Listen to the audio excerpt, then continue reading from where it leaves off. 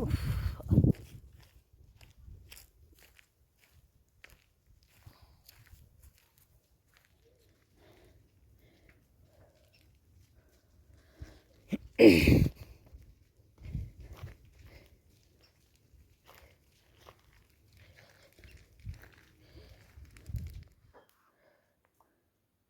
खेत वालों को तो काफ़ी नुकसान हो गया था, काफ़ी सारी चीज़ें जल गई थी उसमें। लेबर का कुछ सामान जल गया था और क्या कर सकते हैं, होनी होती है, जो लिखा होता है वो होके ही बीतता है। शाम का टाइम, क्योंकि मैंने अपने आप से वादा किया था कि त्रिजल की जो स्वेटर है मैं 2024 में ही कंप्लीट करूँगी, और फिर इस वजह से वो मेरा ये भी नहीं हो पाया, क्योंकि रात के बजा दिए थे 11 और कंप्लीट नहीं हो पाई। थोड़ी सी रह गई थी, 1 घंटे का बुनाई रह गई थी, फिर मैंने छोड़ दिया क्योंकि मेरे को होने लगी थी सर्वाइकल पेन, जो बहुत ही ज़्यादा भयंकर वाली हो रही थी, क्योंकि बुनने से सर्वाइकल पेन भी बहुत बढ़ जाती है। फिर मैंने ये भी छोड़ दिया। हाँ जी दोस्तों, ये मेरे पुराने साल की क्लोजिंग हो रही है इस चीज़ के साथ, और नए साल की ओपनिंग। रात के 11 बज चुके हैं, अभी मैं बैठी हूँ, पता इसके चक्कर में यार मेरे को ऐसे लगे ना, मैंने छोड़ दिया है। मेरे को बहुत सर्वाइकल पेन हो रहा है, क्योंकि मैं 24 में कंप्लीट करनी थी। Happy new year. इधर हीटर लगा है, इधर मैं अकेले बैठी हूँ, बाकी लोग सो गया। ऐसे हुआ हमारा हैप्पी न्यू ईयर।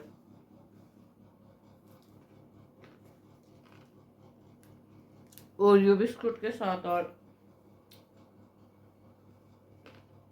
तो यहाँ पे स्वागत है आप सबका 2025 की पहली सुबह में। सुबह सुबह का टाइम है, यहाँ पे ब्रेकफास्ट तैयार किया जा रहा है, क्योंकि मेहता जी सुबह सुबह चले जाते हैं छांग करने। आजकल धूप के साथ साथ चले जाते हैं, क्योंकि 12-1 बजे वापस आ जाते हैं, क्योंकि 1-2 बजे फिर धूप भी चली जाती है, फिर ठंड में काम भी नहीं होता है उनका। ये आजकल डेली का रूटीन है, वो सुबह निकल जाते हैं, तो उनके लिए यहाँ पे ब्रेकफास्ट तैयार कर रही हूँ मैं। और उसके बाद मुझे आज बनाने थे सिड्डू, क्योंकि मैंने आटा गूंद के रखा था शाम को। मैंने सोचा आज सिड्डू बना देती हूँ। सिड्डू के लिए मैंने यहाँ पे ये स्टफिंग के लिए कर रही हूँ, तिल भून रही हूँ यहाँ पे, क्योंकि ये सारे उछल जाते हैं बाहर को। फिर मैंने ऊपर से इसमें प्लेट लगा रखी है। मैंने और गुठली वो की है, मतलब गुठली और इसका वो बनाऊँगी स्टफिंग, जो बहुत ही अच्छी होती है सिड्डू के लिए। और आटा मैंने शाम को गूंद दिया था, और थोड़े से इनको भून के ये अच्छे होते हैं फिर स्टफिंग के लिए। और इस तरह से मैंने सोचा चलो आज कुछ करते हैं। थोड़ा सा पहले तो मैंने हलवा बनाना था, बट मैंने हलवा फिर बनाया नहीं, पता नहीं मेरा मूड नहीं हुआ कुछ ऐसे। शाम को सोच रही थी, फिर मैंने सोचा चलो सिड्डू बना देती हूँ। हाय एवरीवन, स्वागत है आप सबका फिर से एक नई सुबह में। ये है नया साल का पहला दिन, तो मैं आज बना रही हूँ सिड्डू। गुठली की स्टफिंग वाले सिड्डू बना रही हूँ, जो बहुत ही ज़्यादा टेस्टी होने वाले हैं, और भुजिया स्टाइल में बना रही हूँ।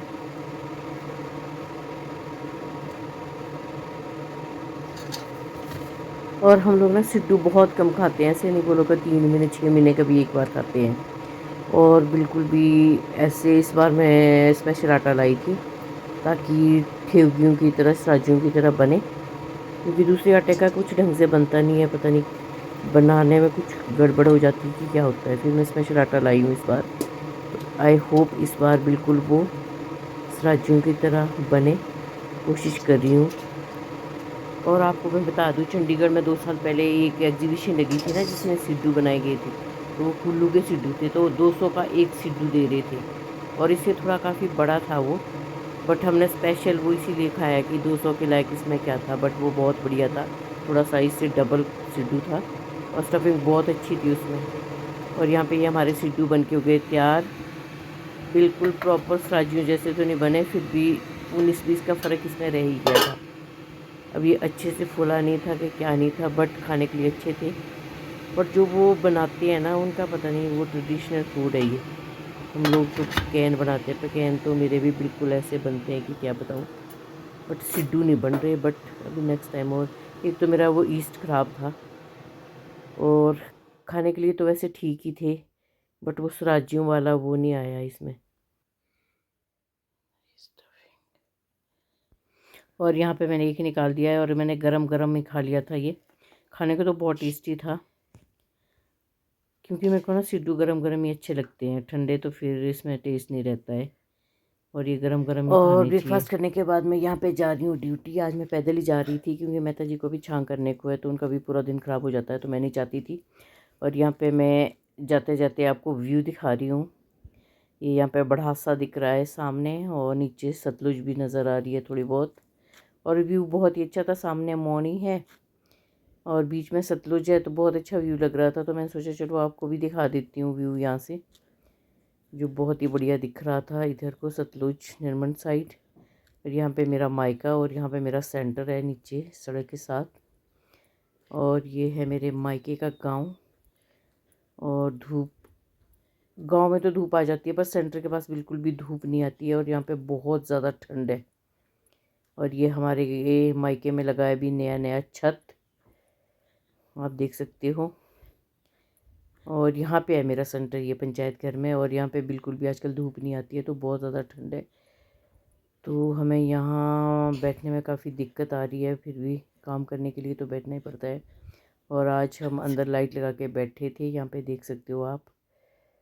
और ये आज क्योंकि 1 तारीख थी, आज तो बहुत काम रहता है। फ़ोटो भी लिए हमने, और आज काफ़ी बच्चे आए थे, और आज बहुत काम रहता है, इसलिए हम आज 3:30 बजे तक बैठे थे।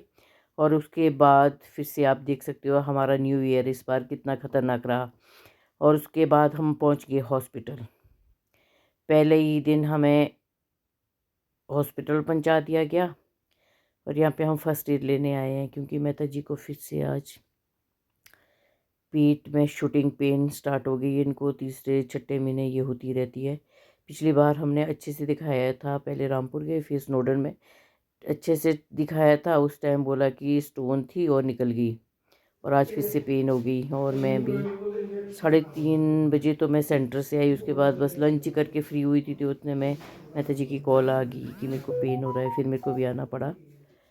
और ये है सेकंड डे नए साल का, क्योंकि शाम को हम मम्मी के घर पे ही रहे थे, क्योंकि फर्स्ट डे लेने के बाद उनको थोड़ा सा आराम हो गया था और रात को दर्द ना हो, इस वजह से हम फिर मम्मी के पास ही रह गए थे। वहाँ से फिर जाने के लिए ठीक था, क्योंकि वहाँ पे पक्का रोड है, यहाँ से थोड़ा रोड कच्चा है, तो रात को फिर मैं किसको उठाती। फिर सुबह दूसरे दिन मेहता जी भी ठीक थे, उनको भी कुछ नहीं हुआ, तो सुबह मम्मी के यहाँ नारंगी तोड़ने को थी। फिर मम्मी ने बोला इनको तोड़ दे, फिर हमने ये नारंगियाँ तोड़ी। कुछ गलगल थे, वो भी ऐसे ही गिर रहे थे नीचे को, क्योंकि यहाँ पे ऐसी जगह ना। और हमने तोड़ना स्टार्ट किया और वो गिरने लग गए, एक तोड़ते तो 4 गिर जाते। फिर हमने यहाँ पे ये दरी सामने दिख रही थी मम्मी को, वैसे तो तरपाल लाना था, फिर हम मम्मी ने ये दरी फंसा दी। फिर हम इसके ऊपर तोड़ रहे हैं ऊपर से, क्योंकि ये जगह ऐसी है ना, सीधा यहाँ से तो नीचे पहुँच जाते हैं सड़क में। और यहाँ पे फिर मैंने इस तरह से ये गलगल निकाले, क्योंकि हमें अचार डालना है, तो इसका भी टाइम हो गया था, अभी तक ये निकाल नहीं पाए थे, क्योंकि ये लोग भी बिज़ी थे। भाई के भी स्कूल होता है, फिर आजकल छांग कर रहे हैं, तो इस वजह से मैंने बोला चलो मैं यहाँ पे हूँ तो मैं तोड़ देती हूँ। सुबह सुबह फिर हमने ये काम किया, ये 2 तारीख का काम है। और फिर मेहता जी को ना पता नहीं गैस सी हो गई थी वो कि क्या था, पर पेन बहुत ज़्यादा थी, तो इस वजह से हम कोटीधार में थे शाम को। रात को अगर रात को दर्द होती तो वहाँ से जाने को आसान था हमारे पास, फिर वहाँ पे गाड़ी चलाने वाला भी था, तो इसलिए हम वहीं पे रुके थे। यहाँ पे बगारी में हम एक तो इतना दूर रहते हैं, रात को क्या पता कोई फ़ोन सुने ना सुने, ऐसा नहीं है। यहाँ से भी अगर किसी को बोलते तो वो आ जाते, ऐसा कुछ नहीं था, बट हम किसी को कष्ट नहीं देना चाहते हैं ऐसे। वैसे हम कोटीधार तो क्या रामपुर जा ही रहे थे फर्स्ट एड लेने के बाद। फिर उनको थोड़ा सा आराम होने लगा, फिर बोलते कि देखते हैं रात को अब यहीं रुक जाते हैं, अगर वैसे ही होगा तो सुबह निकल जाएंगे, तो उस वजह से भी रहे थे हम। और ये है 2 तारीख है हमारा काम। यहाँ पे हमने गलगल भी तोड़ दिया, और यहाँ पे आप देख सकते हो जब जो गिरता है ना तो वो नीचे सीधा जा रहा है, और नीचे खेतों में कितने सारे गिरे थे। और उसके बाद हम शाम को ना कम से कम 4 साढ़े 4 बजे घर आ गए थे वापस। और रास्ते में हमें, क्योंकि मैं भी अभी ड्यूटी से आ रही थी, तो 2-3 गाड़ियाँ मुझे भी मिली, तो मुझे समझ नहीं आ रहा था ये लोग कहाँ से, जब वो पूछने लगे कि ये रामपुर के लिए जाना था। तो ये बड़गांव से बगारी होके मंजा बन निकल रहे हैं, तब जाके नीचे को उतरे हैं, क्योंकि बड़गांव में कोई टिप्पर गिरा था तो वहाँ पे रोड बंद है, तो उसको निकाल रहे होंगे। तो ये फ़ायदे होते हैं लिंक रोड के, तभी तो लोगों को बोलते हैं ना कि रोड अच्छे होने चाहिए। इन्हें दो रोड, मतलब जितने अच्छे रोड होंगे ना उतना फ़ायदा होता है। एक रोड से एक गांव का फ़ायदा नहीं हो रहा है, जैसे बोलते थे ना कि ये हमारा ही फ़ायदा है इसमें। तो आज कितने लोगों को फ़ायदा मिला है इस रोड से, और कितने लोगों का टाइम बचा है। मतलब मेरे सामने मत कर, यहाँ पे देखिए एक गाड़ी तो ये है, बाकी कितनी सारी गाड़ियाँ निकल चुकी है। लिंक रोड के फ़ायदे बता रही हूँ आज आपको। ये देखिए दूसरी ट्रैक्स, मतलब अगर ये रोड ना होता तो वहाँ पे गाड़ियाँ फंसी रहनी थी। और लिंक रोड से ये फ़ायदा है कि अब ये यहाँ से होके निकल रहे हैं। यहाँ पे देखिए ये टैक्सी है, टैक्सी निकल रही है। 3-4 तो मेरे सामने गई थी उस टाइम, तभी मुझे भी पता चला है कि रोड बंद है नीचे। तो ये है रोड के फ़ायदे जी।